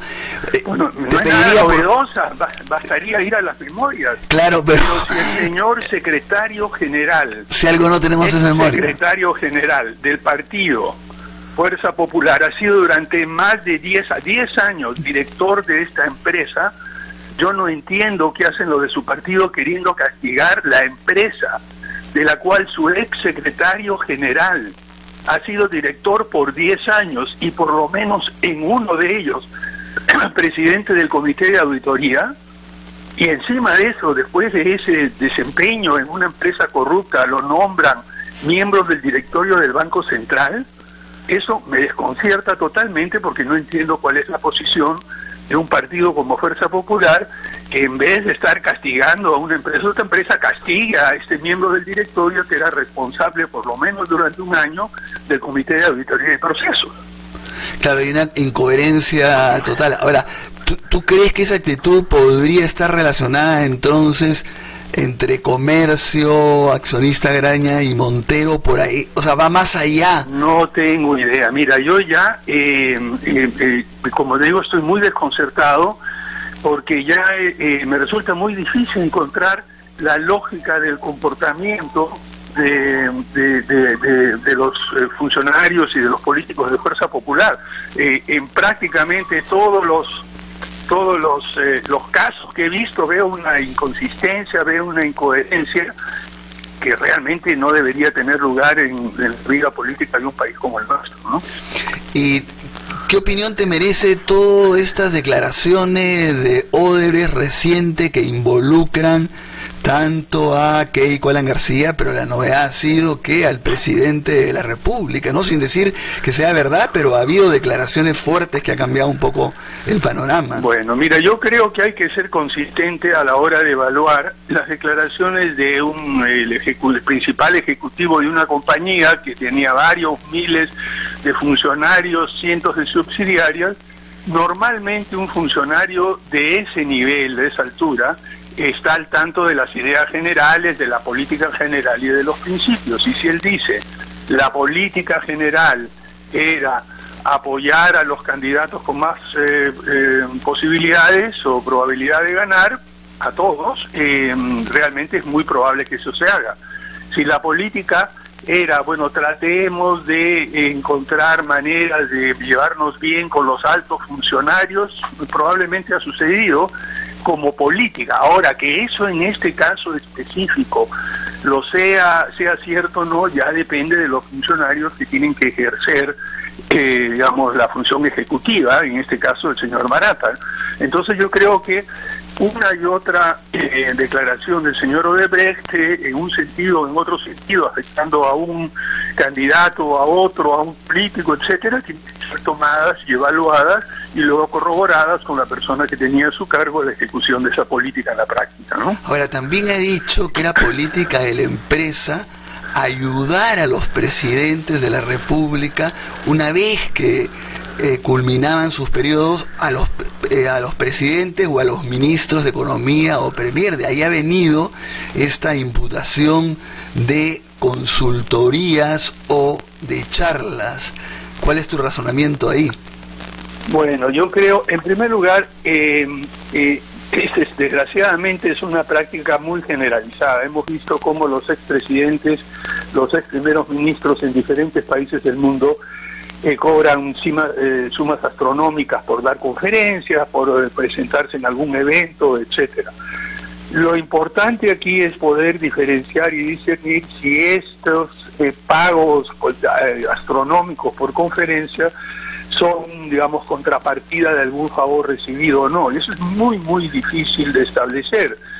Debería, yo creo que por decencia política, un funcionario de muy alto nivel que deja de ser o presidente o primer ministro o ministro de Economía o algo, debiera establecer un periodo más o menos largo en el cual no cobraría de honorarios muy altos de empresas que estuvieron vinculadas a actividades durante su gobierno. A mí me parece eso ya un acto mínimo de decencia política, ¿no? Claro, porque puede haber una cierta puerta giratoria también, ¿no? Si has estado en el Estado, has sido ministro, ¿cómo pasas a ser consultor de una empresa que ha trabajado en el Estado? Bueno, desgraciadamente eso es mucho más frecuente de lo que uno se imagina. Lo hemos visto acá en el Perú, lo hemos visto en otros lugares.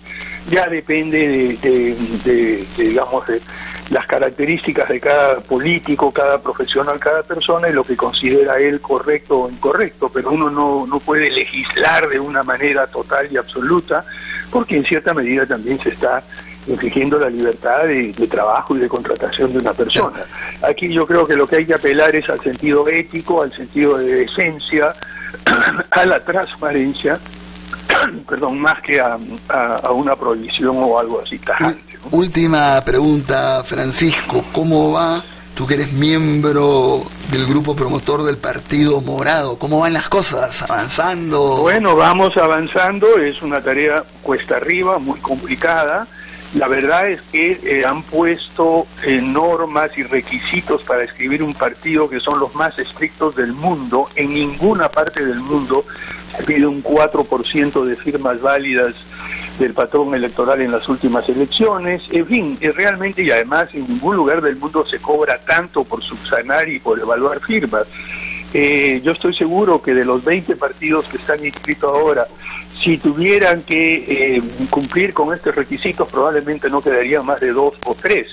Nosotros estamos haciendo un esfuerzo enorme, sobre todo gracias a los voluntarios, a los jóvenes morados en diversas partes del país, y confiamos que en los próximos meses podemos completar el proceso de inscripción. ¿Y ese subir los requisitos tiene nombre propio? Por ejemplo, el Partido Morado, Verónica, ¿tú lo sientes así? Más que el Partido Morado, yo creo, o el partido, cualquier partido nuevo, lo que, más que el nombre propio, lo que tiene es un miedo, por un lado, a la competencia política y una angurria por quedarse en el poder y no dejarlo con nadie más. Yo creo que eso es lo que explica más que un miedo a un partido, a otro partido. Pero mira, yo quisiera volver al tema central de la conversación de hoy. Yo creo que hay que ser bastante equilibrado en el análisis que se hace de las empresas consorciadas, de las empresas extranjeras. Creo que hay que diferenciar claramente entre directores, dueños, accionistas, funcionarios y la empresa en sí. Y yo le sugeriría a los miembros de Fuerza Popular que están tratando de castigar a las empresas y en particular a Graña y Montero, que se fijen en los miembros del directorio de esta empresa y sobre todo que se fijen que su ex secretario general fue miembro del directorio de Graña y Montero durante 10 años y que por lo menos durante un año fue el presidente del Comité de Auditoría y Procesos, que se supone en un directorio tiene que estar velando por la integridad de la empresa. Así es. Bueno, muchísimas gracias, Francisco, por este diálogo y espero tenerte pronto acá para seguir hablando de los muchos temas que dominas. Muchísimas gracias. Bueno, gracias a ti y a todos los oyentes de IDL Radio. Perfecto. Hacemos un corte y regresamos con el jurista Javier de Belaunde. Mi nombre es Hubert Flores, soy de la comunidad indígena Santa Clara de Chuña. Venimos luchando hace más de 3 años para que se nos reconozca el derecho a nuestros territorios ancestrales, que la empresa de palma aceitera y los traficantes de tierra nos quieren quitar. Ya han matado a 6 campesinos y quemado mi casa, mi familia, mi comunidad y nuestros dirigentes venimos siendo amenazados. Durante la última década han matado a 137 y 835 están siendo enjuiciados por defender sus derechos. Únete a la campaña Yo Defiendo y apoya a quienes como Uber defienden su derecho a la vida y a su tierra.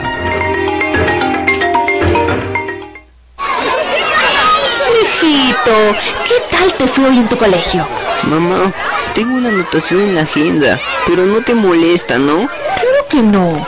Primero debemos conversar y me cuentas qué pasó, ¿ya? Hola, Marta.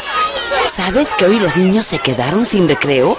No, yo no sabía. No sé bien, pero también castigaré a mi hijo. ¿Pero sin hablarle? ¿Sin preguntarle qué sucedió? Ay, dicen que se portaron mal. Nuestros niños merecen ser escuchados, explicarnos y darnos sus opiniones. Luego tomamos decisiones. Tienes razón. Le preguntaré a mi niño. Atrévete a criar a un niño con amor. Recuerda que nuestras acciones dejan huella. Prestándoles atención, conversando, respetando, brindando confianza y dando un buen ejemplo, nuestros niños y niñas tendrán una buena educación libre de violencia. Los niños, niñas y adolescentes tenemos derecho al buen trato, vivir en un ambiente armonioso, solidario y afectivo, en casa y en el colegio. La ley número 30403 prohíbe el uso del castigo físico y humillante contra los niños, niñas y adolescentes. Campaña Nacional contra el Castigo Físico y Humillante. Atrévete a criar con amor, con el apoyo de ASDI. Que no te cuenten cuentos, el Diario 1 te cuenta la verdad. Compra el Diario 1, el diario oficial de la realidad peruana. RBC 104.7, la otra forma de vivir.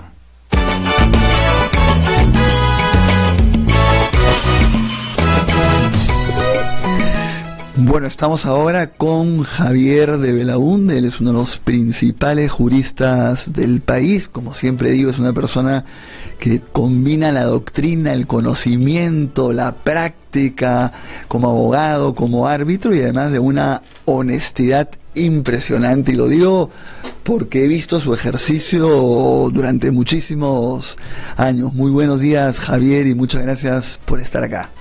Buenos días, Ernesto. Me has dejado totalmente apabullado con esta presentación. Gracias. Tú sabes que lo pienso yo y lo piensa muchísima gente.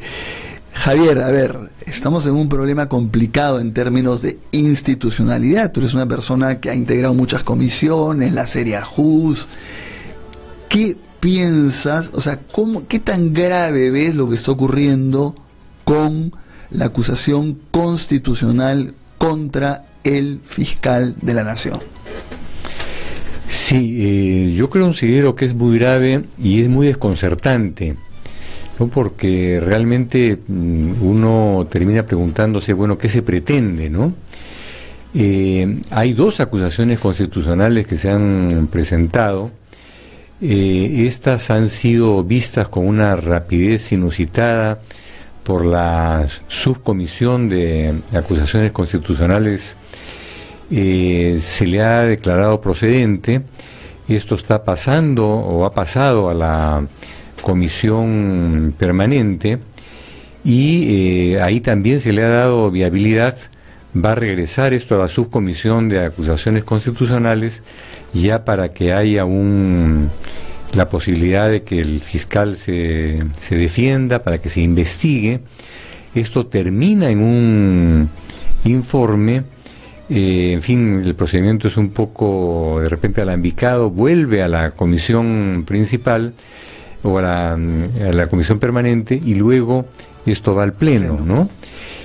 Más allá de este procedimiento en el cual realmente ha ido muy rápido, creo que hay que atender a que estamos ante una irregularidad del tamaño de la catedral, ¿no? El fiscal de la Nación, que además es una persona dignísima, creo yo que es un hombre probo, un hombre verdaderamente interesado en hacer las cosas bien y en servir al país, se ve de repente acusado, en primer lugar, con una acusación del congresista Salaverry, que la he leído, y es una acusación en la cual, basada en una serie de opiniones periodísticas, casi una encuesta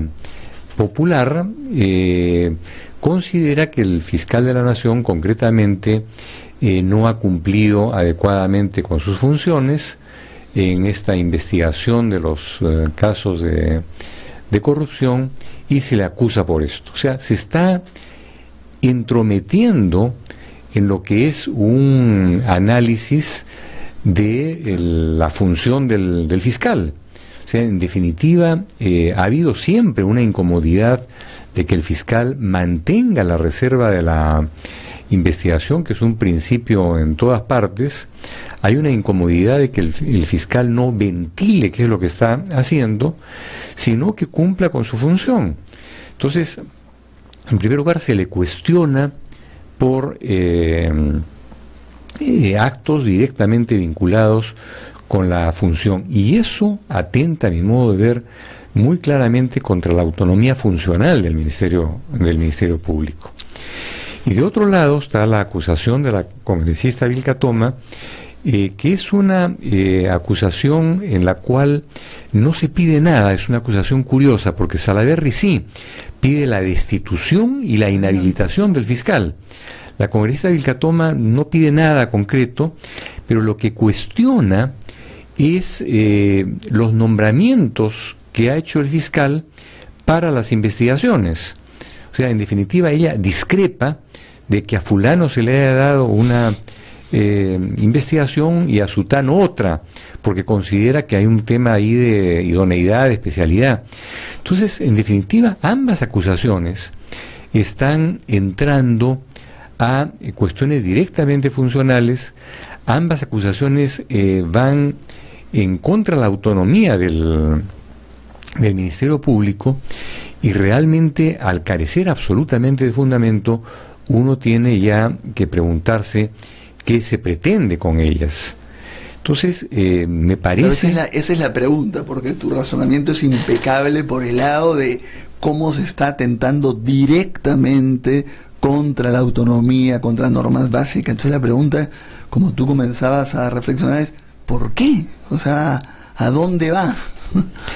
Sí, lamentablemente esto nos lleva a un terreno especulativo, claro, pero es un terreno especulativo en el cual hay que ubicar el contexto, ¿no? Porque no es solamente el Ministerio Público, son magistrados del Tribunal Constitucional que también están siendo afectados con otra acusación. Es a la Presidencia de la República a la cual se le trata de jalar de todas maneras a través de un interrogatorio que se pretende hacer.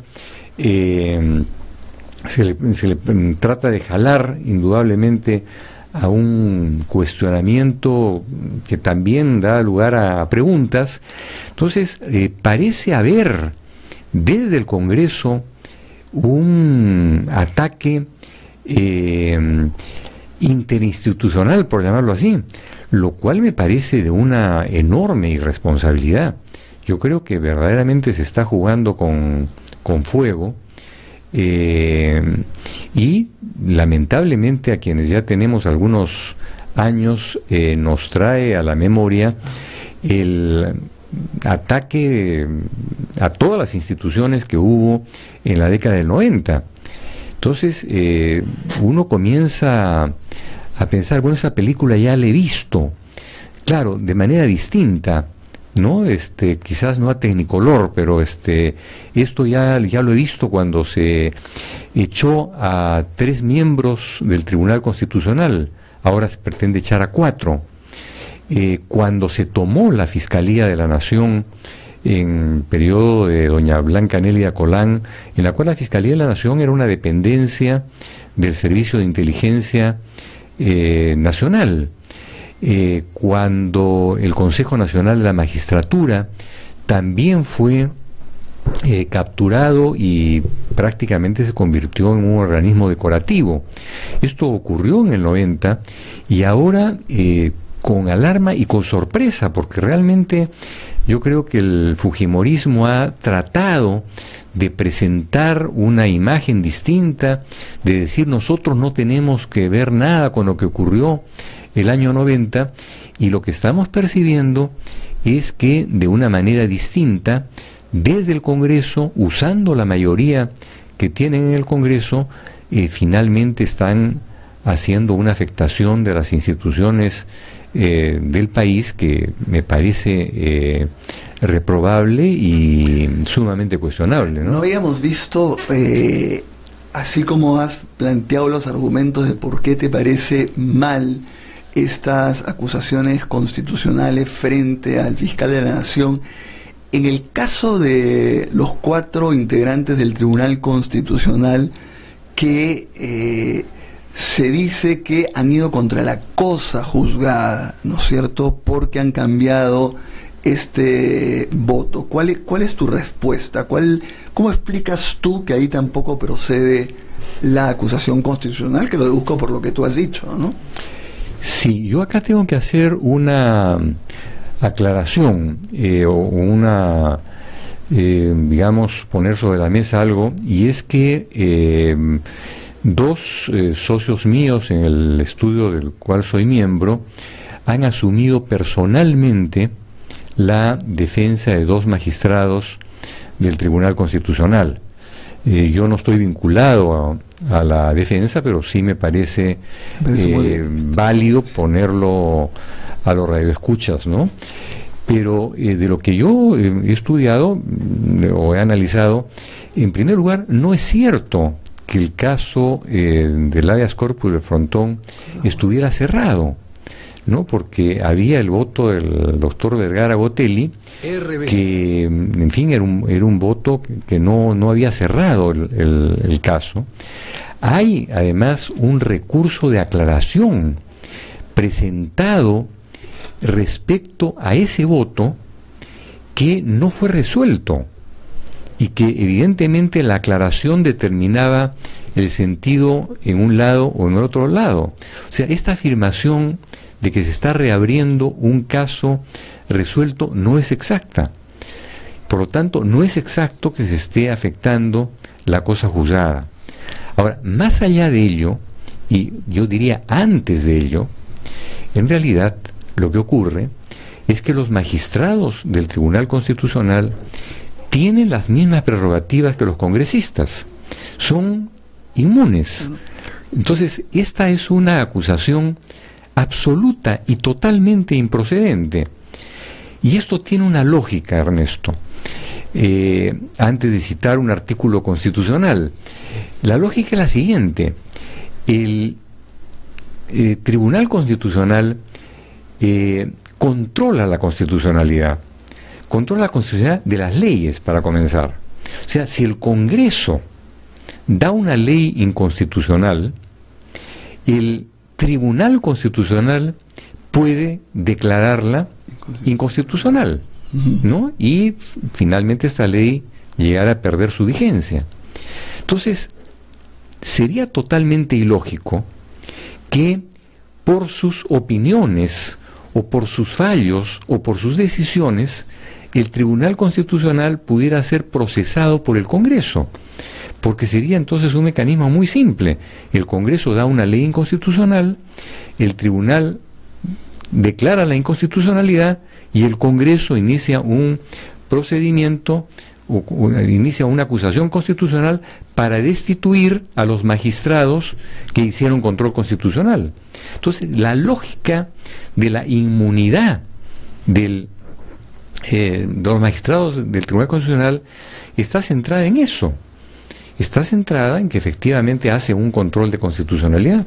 Entonces, en este caso, es a mi modo de ver clarísimo que el Congreso pretende meterse en una función del Tribunal Constitucional y de alguna manera erigirse en una instancia superior para meterse en las decisiones del tribunal. Entonces, esto también me parece absolutamente improcedente y claro, ya uno se pregunta qué se pretende sacando a 4 magistrados del Tribunal Constitucional. Por lo pronto, y fíjense ustedes la gravedad que esto tendría, si esto prospera, el Tribunal Constitucional no podría funcionar por algún tiempo, porque hacen falta 4 votos y solamente habrían 3 magistrados. O sea, en la práctica, el Congreso se quedaría sin un control de la constitucionalidad, porque el tribunal no podría funcionar algún tiempo, hasta que se nombre a los nuevos magistrados del Tribunal Constitucional. Es cierto que no lo pueden hacer ellos solos, pero básicamente por la mayoría parlamentaria. Entonces, sí, me parece que es un concierto de situaciones, esta de atacar al fiscal de la Nación inesperadamente, ¿no? Porque realmente yo creo que nadie que venía siguiendo las investigaciones y venía siguiendo la actuación del doctor Pablo Sánchez podría esperar que sea atacado de esa manera. En el Congreso me parece que también se ha buscado una situación para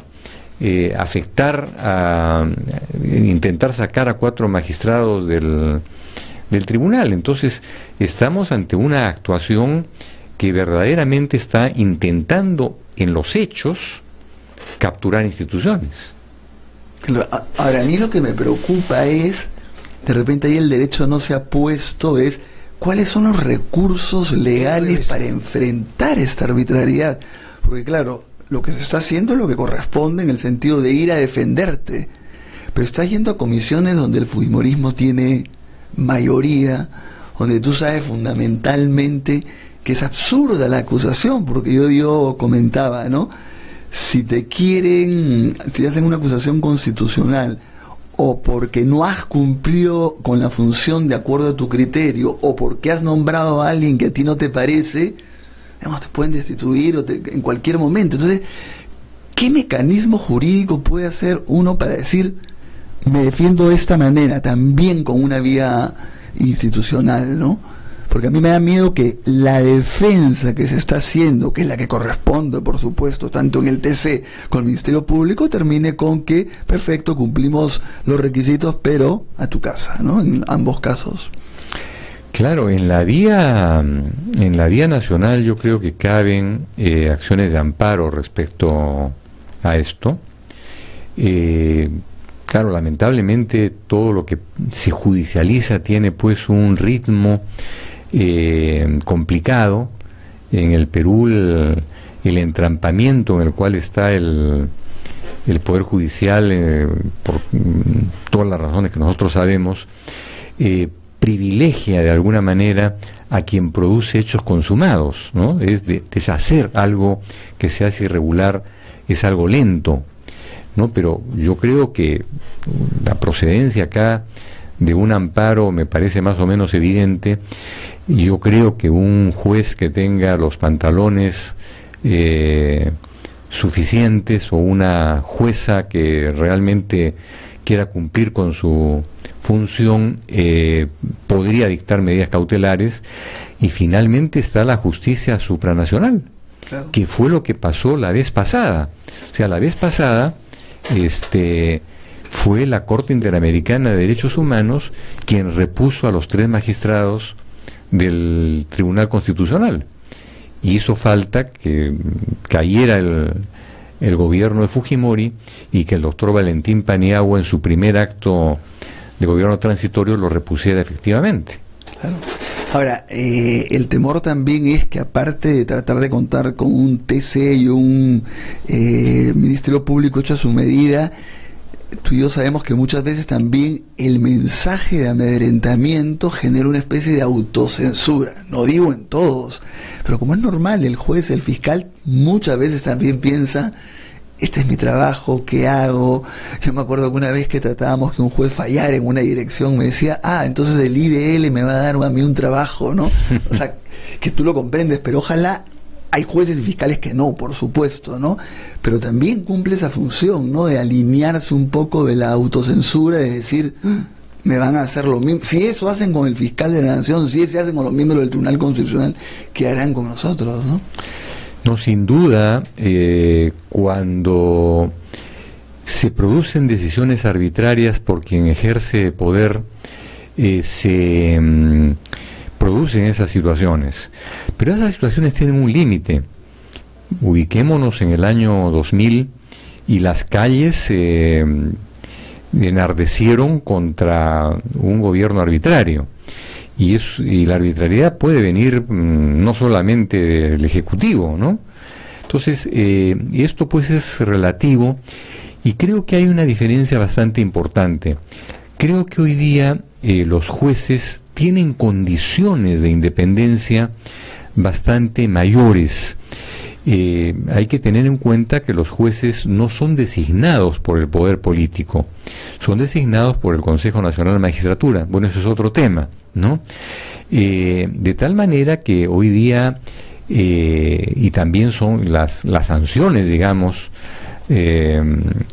a los jueces, están en el Poder Judicial y finalmente en el Consejo de la Magistratura. O sea, no hay una injerencia política, no hay una injerencia política directa ni indirecta en el nombramiento, en los ascensos judiciales. O sea, hoy día yo creo que los jueces tienen mejores condiciones para ejercer su función. Bueno, por eso también es importante, acá salto a otro tema, porque yo tengo la impresión que estamos viviendo una situación bastante parecida a la de la década del 90. Creo que hay un consenso de que el Consejo Nacional de la Magistratura tiene que ser reformado. Por supuesto. ¿No? Entonces, acá hay varias opciones. Una opción que algunas personas con buenos argumentos han sostenido es: esto no ha funcionado y hay que volver al sistema en el cual el presidente de la República y el Congreso nombraba jueces y jueces supremos. Bueno, eso probadamente no ha funcionado en la República. O sea, el Consejo Nacional de la Magistratura es una figura ideada y consagrada en la Constitución de 1993 en la forma como está para seleccionar y nombrar jueces. Viene de la Constitución del 79, ¿cierto? Pero con funciones mucho más nítidas en lo que es generar independencia judicial. Y este consejo, digamos, tiene pues estas atribuciones que permiten, a mi modo de ver, que el juez sea autónomo. El tema es que se ha venido de esta situación de injerencia política absoluta en la cual el presidente de la República y el Congreso ratificaba los jueces supremos, que generaban una dependencia política desde el origen. El Consejo de la Magistratura ha tenido muchísimos problemas y tiene muchísimos problemas. Uno de los problemas que tuvo es que durante toda la década del 90, salvo el primer Consejo de la Magistratura, estuvo capturado, mediatizado por el poder político. Después, la crisis institucional que hay en el Perú, las universidades, los colegios profesionales, han producido nombramientos, en algunos casos cuestionables, en el Consejo de la Magistratura, y esto ha generado, creo yo, un consenso de que debemos cambiar el diseño del Consejo de la Magistratura. Yo estoy de acuerdo con eso, pero lamentablemente muchos de los proyectos que están sobre la mesa vuelven indirectamente a una injerencia política. Lamentablemente, uno de los proyectos que debo criticar es el del Poder Ejecutivo, el presentado el 28 de julio por el presidente Kuczynski. Lamentablemente es un proyecto que permite nuevamente la injerencia política. Yo me imagino que me dicen que hay, no sé, 6 o 7 proyectos en el Congreso, muchos en esa línea, y sería lamentable, sería gravísimo que el Consejo de la Magistratura nuevamente vuelva a un esquema de nombramientos de una composición política. Creo que el gran desafío con el Consejo de la Magistratura es idear una mejora del diseño, un cambio importante en algunas cosas del diseño, pero mantener una institución autónoma. Entonces, bueno, recapitulando, tenemos el ataque al Consejo, al Fiscal de la Nación, al Tribunal Constitucional, una serie de interrogantes sobre el Consejo de la Magistratura. Bueno, estamos ante un peligro de captura de instituciones nuevamente muy serio. Sí.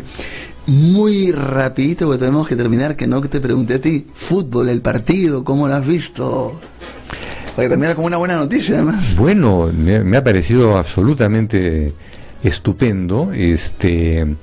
Creo que además pocas veces se ha visto un entusiasmo nacional en torno a algo de esta magnitud. Yo ayer estaba muy preocupado porque dije, bueno, si por alguna desgracia no clasificamos, el día de hoy va a ser horroroso.